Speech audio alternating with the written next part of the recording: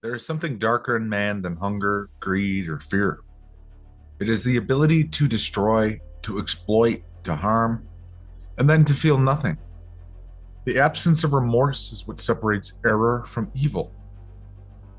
Mistakes can be corrected, ignorance can be educated, fear can be healed, but when a human being looks at the suffering they've caused and feels no weight in their chest, no stirring in their conscience, that's where evil lives.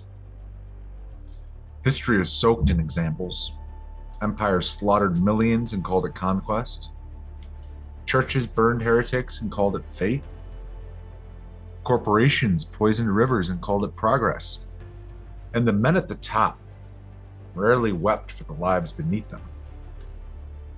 They celebrated, wrote songs of victory, carved their names into stone.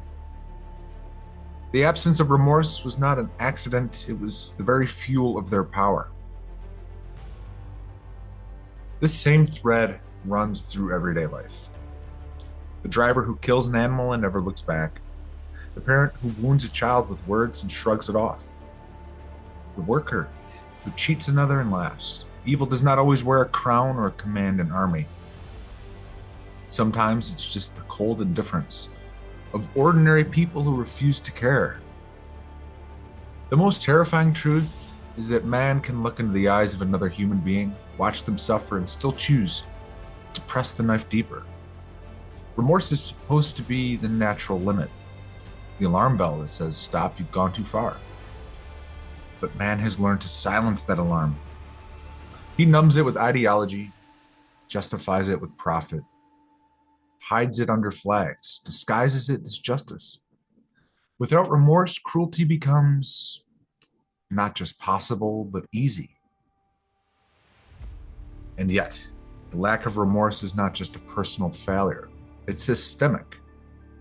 We live in a world where showing no regret is rewarded. In politics, admitting wrong ends careers. In business, apologies cost money. In war, empathy is weakness. Whole cultures condition people to suppress guilt, to callous the heart, to move on without reflection. This isn't an accident. A population without remorse is easier to manipulate, easier to turn into soldiers, consumers. The evil in man is not just that he harms, it is that he learns to enjoy harming. That he can make jokes in the face of death, that he can profit off misery and still sleep soundly, that he can twist morality until it justifies every cruelty he commits. Evil thrives not in monstrous acts alone, but in the quiet absence of conscience that allows them to repeat century after century. The earth can heal its wounds, nature can rebalance its cycles. But the absence of remorse in man, that is the disease at the root of our collapse. Until humanity feels the weight of what it does, until we collectively shudder at our own cruelty, we will keep spiraling deeper into the same darkness. And maybe that's the hardest truth of all. Evil in man is not just the blood he spills, but the emptiness inside him after the spilling is done. Beneath all the noise of ambition, beneath the greed, beneath the cruelty, there is a hollow place inside man that he refuses to face. That emptiness is not silence. Silence is alive, fertile, full of potential. The emptiness in man is sterile. It's a void that gnaws, a hunger that never ends, a pit that no possession, conquest, or distraction will ever fill. This is why man consumes endlessly. He builds empires, stacks wealth, carves mountains into dust, all to fill space that will not be filled. He scrolls through screens, buys objects he doesn't need, poisons himself with addictions, all to silence the echo of that inner hollowness. But that echo never stops. It follows him into every achievement, every victory, every fleeting pleasure.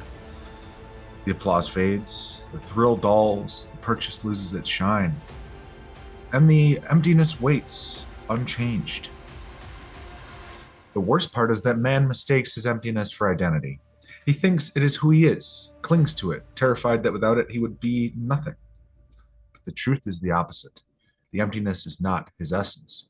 It is the absence of essence. It is what remains when he has severed himself from soul, from origin, from truth. It is the scar of forgetting. And when emptiness rules, evil finds a home.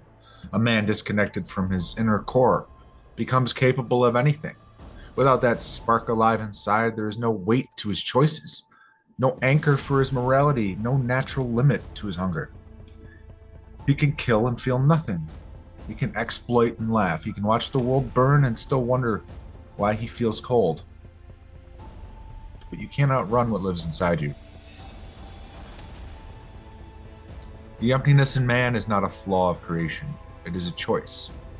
A choice to forget, to numb. And man loves his emptiness. He worships it and protects it. Because if he let it go, he'd have to face what's underneath. The grief, the shame, the memories of what he's destroyed. That's why he'll die clinging to the void rather than turning to the light, because the void at least asks nothing of him. And the worst of it, that emptiness doesn't die with the body. It lingers, festers, pulls at the edges of everything.